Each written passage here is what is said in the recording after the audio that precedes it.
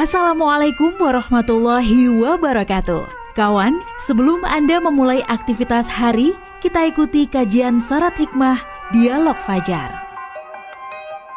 Assalamualaikum warahmatullahi wabarakatuh. Alhamdulillah kawan, saya Fitriana Ayu kembali bisa menyapa Anda pagi hari ini lewat program Dialog Fajar. Semoga Anda juga dalam keadaan sehat kawan ya. Sudah bersyukur pagi hari ini bisa kembali menghirup udara sejuk pagi hari ini. Yang paling beruntung, nah ini menjadi topik juga dalam pembicaraan pagi hari ini bersama Ustadz Mim Saiful Hadi dari Pesantren Al-Quran Nurul Falah Surabaya. Assalamualaikum Ustadz Mim. Waalaikumsalam warahmatullahi wabarakatuh. Alhamdulillah sehat Ustadz. Alhamdulillah sehat banget. Allahu Akbar, Masya Allah. Ada bangetnya ini Ustadz ya. Iya Ustadz, beberapa hari terakhir ini kita dalam Dialog Fajar itu kan membahas soal kesenangan dunia, akhirat, begitu ya Ustadz ya. Nah, ditambahi lagi Ustadz, yang paling beruntung begitu Ustadz. Ini tuh apakah kita juga termasuk orang-orang di dalamnya atau justru jauh atau belum? Kalau belum itu yang seperti apa dan kalau yang sudah itu yang seperti apa begitu Ustadz? Yang paling beruntung di dunia ini begitu ya Ustadz Mim ya? Iya, baik. Selengkapnya baik. Bersama Ustadz Mim Saiful Hadi. Terima kasih. Sekali lagi terima kasih. Kawan-kawan semuanya yang mau mendengarkan, yang mau memperhatikan dan bersyukur, terus kemudian melaksanakan, melakukan, mengerjakan, dan kemudian menceritakan. Iki apik aku teko Dialog Fajar loh kan. Masya Allah. Kita dapat banyak nanti Mbak Ayu dari kawan-kawan ini ya. Amin ya Allah. Jadi pahala jariah ini Masya Allah. Amin. Bukan cuma kita berdua. Gitu kawan-kawan ya, yang menyediakan fasilitas ini ya. Subhanallah. Mereka yang menjaga genset akan tetap nyala itu. Masya Allah. Dapat semua, dapat semuanya. Masya Allah, barokah Ustadz ya. Iya, beruntung kita Ustadz. Maka dari itu kita cerita soal keberuntungan itu tadi. Iya. Kalau Ustadz, keberuntungan itu ya bisa bener-bener untung, berarti bisa dinikmati oleh semuanya. Bukan hanya dirinya orang yang mengerjakan, tapi semua yang ada di sekitarnya dia. Itu bener-bener beruntung ya. Jadi kalau cuma tuku 50 didol 150, nah itu tambah duit itu. Aduh, iya. Aslinya ya gak untung, bisa jadi kan? Iya. Nah, bagaimana itu bisa terjadi? Ini ada sabda Rasulullah Muhammad SAW, pendek sekali. Bunyinya begini. Kalau Rasulullah SAW, qad aflaha man aslama wa ruziqa kafafan wa qanna'ahu Allahu bima atahu. Artinya, sungguh beruntung orang yang masuk Islam, diberikan rizki yang cukup, dan dia merasa puas dengan apa yang Allah berikan kepadanya. Satu Mbak ya syaratnya, dia orang yang Islam, Muslim. Oh iya. Orang yang menyembah, beriman kepada Allah, mengikuti perintah sunnah Rasulullah, mentaati perintah Allah dan Rasulnya, itu berarti dia orang Islam. Kemudian dia mendapat rizki, tidak hanya titik itu, yang cukup. Ini problem berikutnya, orang yang merasa cukup.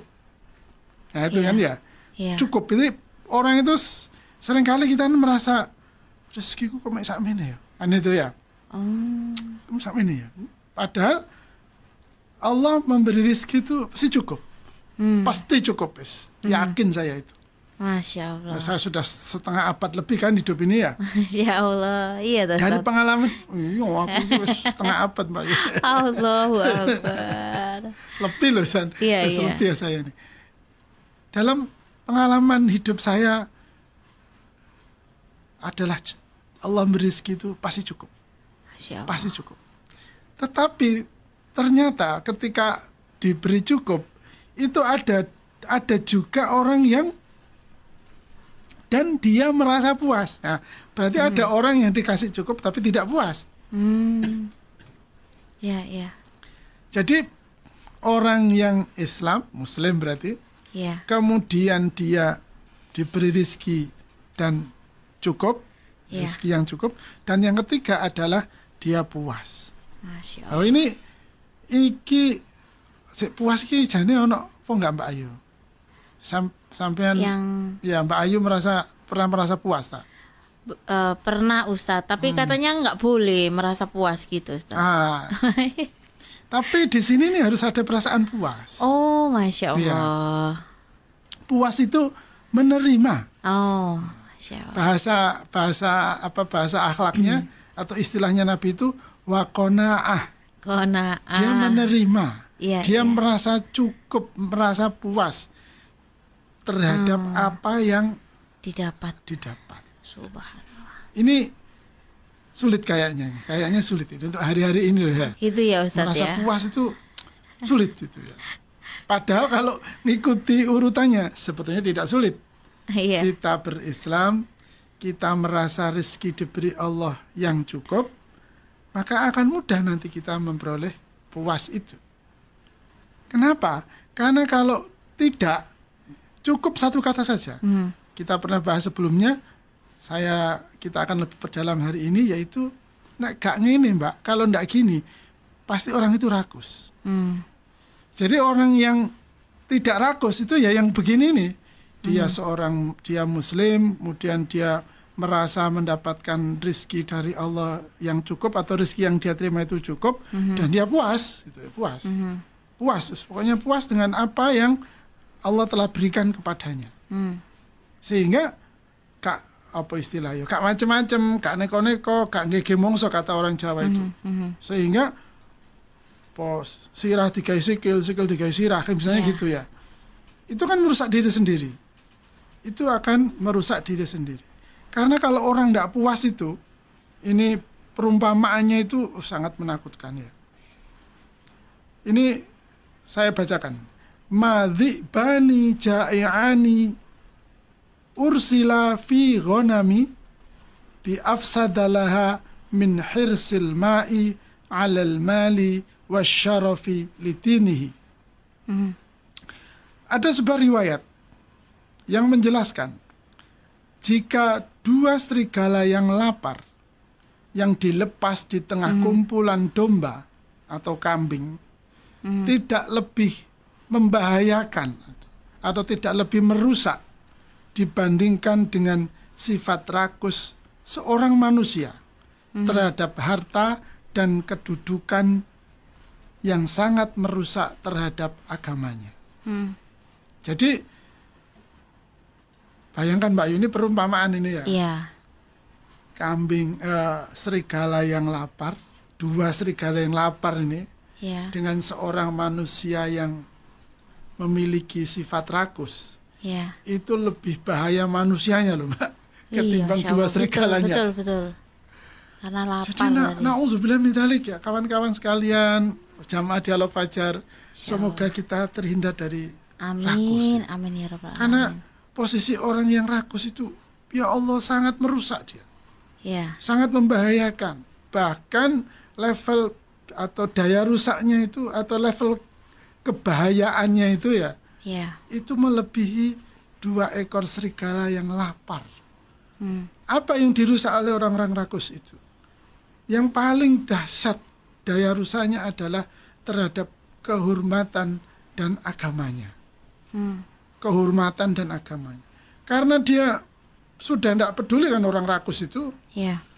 Maka tidak peduli, sudah tidak ada halal haram, tidak ada yang menjijikkan atau yang memuliakan, tidak ada.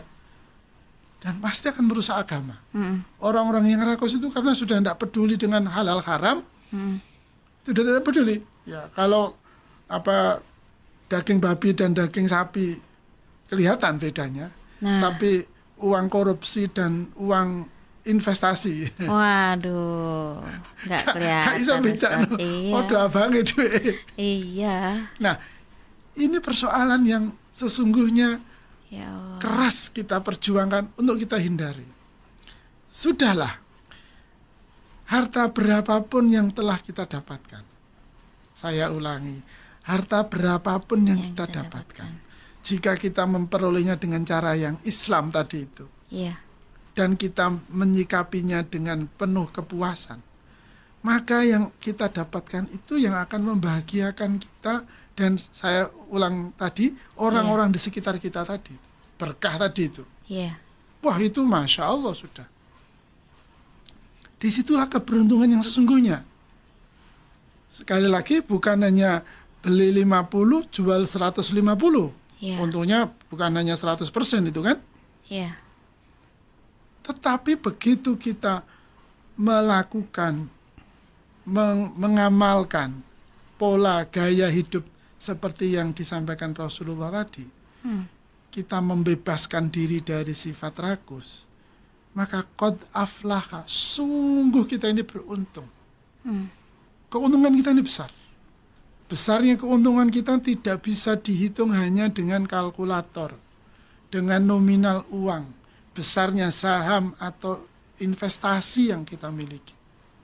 Sehingga ketika kita berhasil membebaskan diri dari sifat rakus, maka sehat hidup kita, sehat pribadi kita, sehat jiwa kita, dan sehat harta kita. Dan yakinlah keluarga ini juga akan menyenangkan kita. Suami atau istri, anak-anak itu Masya Allah, Masya Allah. Mereka merasa cukup ya. Kan ya sekali lagi prihatin ada orang tua sudah bekerja keras ya, membelikan anaknya, misalnya ini kemarin berita yang agak lama itu, sudah mampu membelikan sepeda Matic ya, merek XXX itu ya. Ternyata begitu dibelikan anaknya nggak terima, kepinginnya yang Honda yang lebih besar lagi cc-nya gitu ya. Nggak mau yang Matic. Sampai orang tuanya mau dibunuh.